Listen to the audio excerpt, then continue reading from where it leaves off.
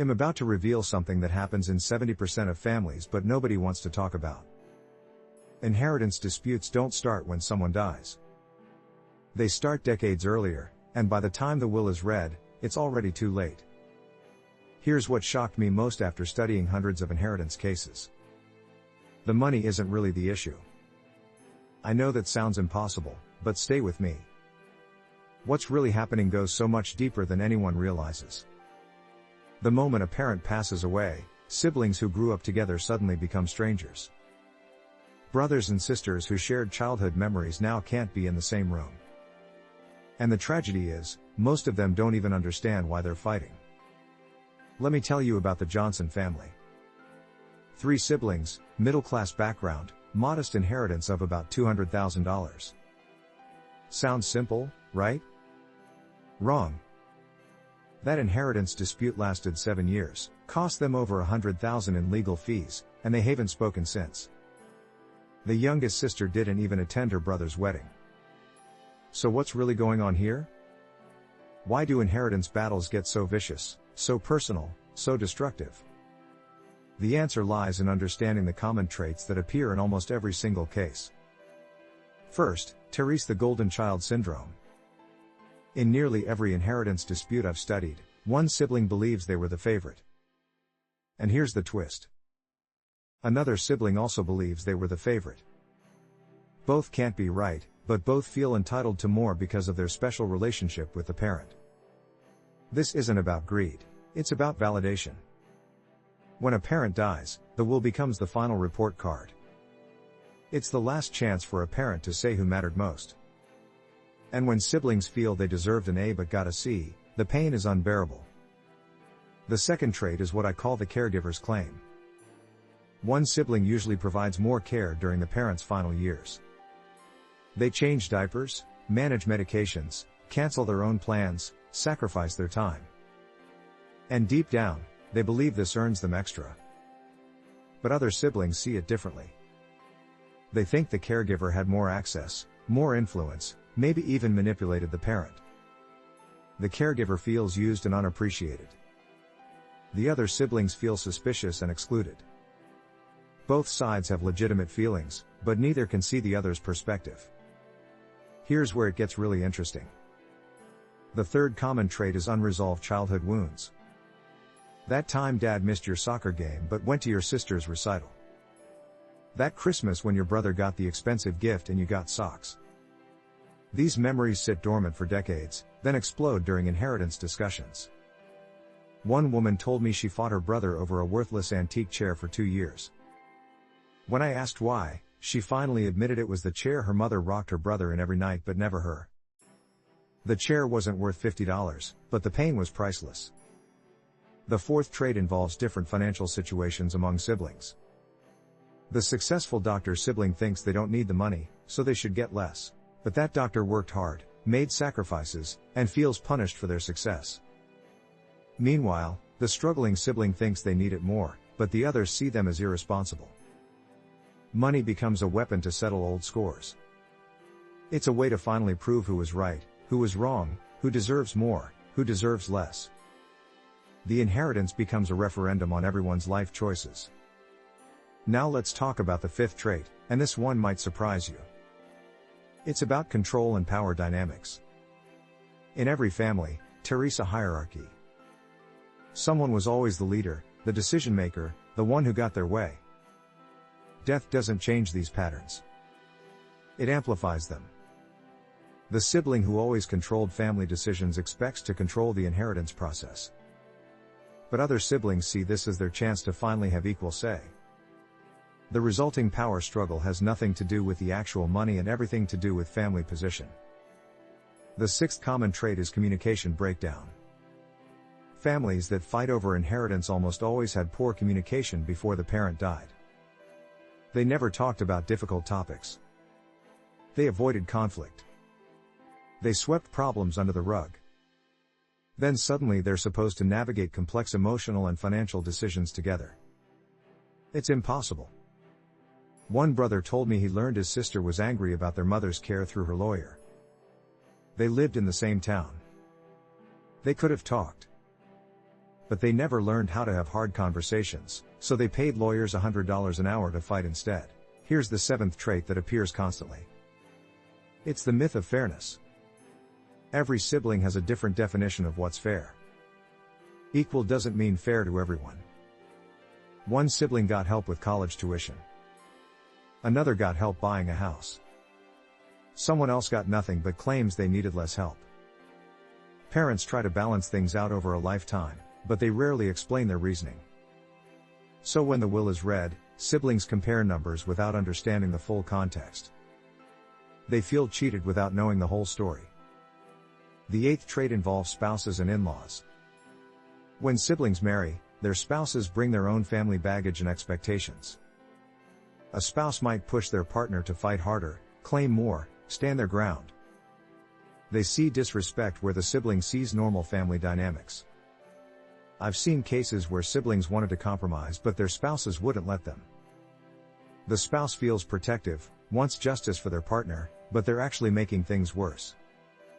They don't understand the family history, but they're driving the conflict. Now here's what the Bible teaches about all of this, and it's radically different from how the world handles inheritance. In Luke chapter 12, someone asks Jesus to settle an inheritance dispute. You know what Jesus says? He refuses. He tells them that life isn't about abundance of possessions. That's revolutionary. Jesus sees the real issue. It's not about getting your fair share. It's about the condition of your heart. Are you loving your sibling or loving money more? Are you seeking peace or seeking revenge? Are you honoring your parents' memory or dishonoring it through conflict? Proverbs tells us that better is a dry morsel with quiet than a house full of feasting with strife.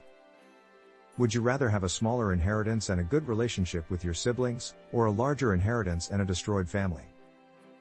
Most people choose money and regret it for the rest of their lives. The biblical approach starts with forgiveness. Before you even think about the money, you need to forgive your siblings for past hurts. You need to forgive your parents for real or perceived favoritism. You need to let go of old wounds that have nothing to do with the current situation. Then comes honest communication. Ephesians says to speak the truth in love. Not truth as a weapon. Not love that avoids hard topics. But truth delivered with genuine care for the other person. Tell your siblings how you feel. Listen to how they feel. Seek to understand before being understood. The biblical principle of preferring others comes next. Philippians tells us to consider others as more important than ourselves. Imagine if every sibling in an inheritance dispute took that approach. Imagine if everyone said, I want you to get what you need. I want you to feel valued. I want our relationship to survive this. Here's what happens when families follow biblical principles in inheritance situations. They talk openly before the parent dies. They discuss expectations, fears, and needs. They make decisions together with the parent while everyone's still alive. They prevent problems instead of fighting over them later. They also recognize that equal distribution isn't always the right answer. Maybe one sibling has special needs. Maybe another sibling already receives substantial help.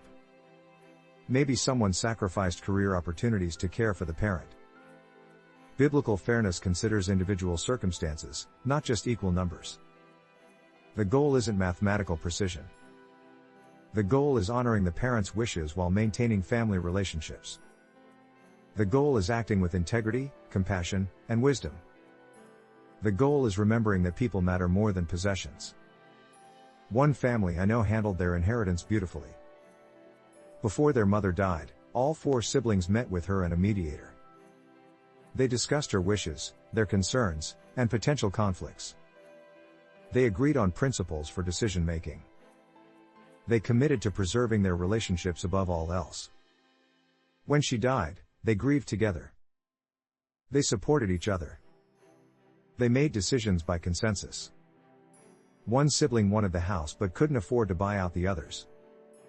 So they agreed to let her live there and pay reduced rent until she could buy it. Another sibling needed immediate cash, so they prioritized liquidating certain assets. It wasn't perfect. They disagreed sometimes. But they kept talking. They kept prioritizing the relationship. And 5 years later, they still gather for holidays.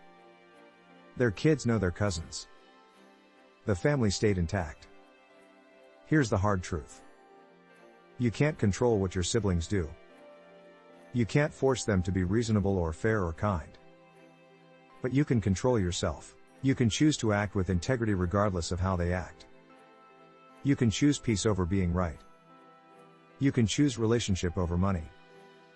Matthew chapter 5 tells us to settle matters quickly with our adversaries. Don't let disputes drag on. Don't let lawyers get rich while your family gets destroyed. Find a way to compromise, to forgive, to move forward. Life is too short and family is too precious. The real inheritance your parents left isn't money or property. It's the family they built. It's the relationships between siblings.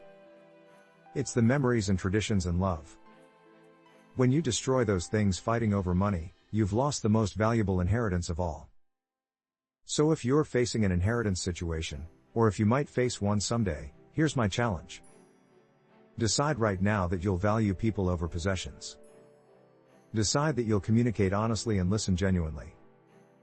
Decide that you'll forgive past hurts and focus on future relationships. Talk to your siblings before problems arise. Have the hard conversations now. Discuss your parents' wishes.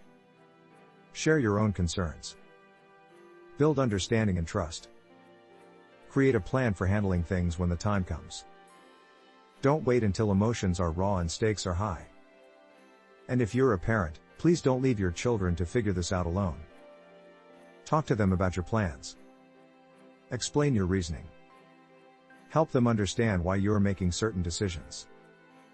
Give them the gift of clarity and the opportunity to process things while you're still here to guide them.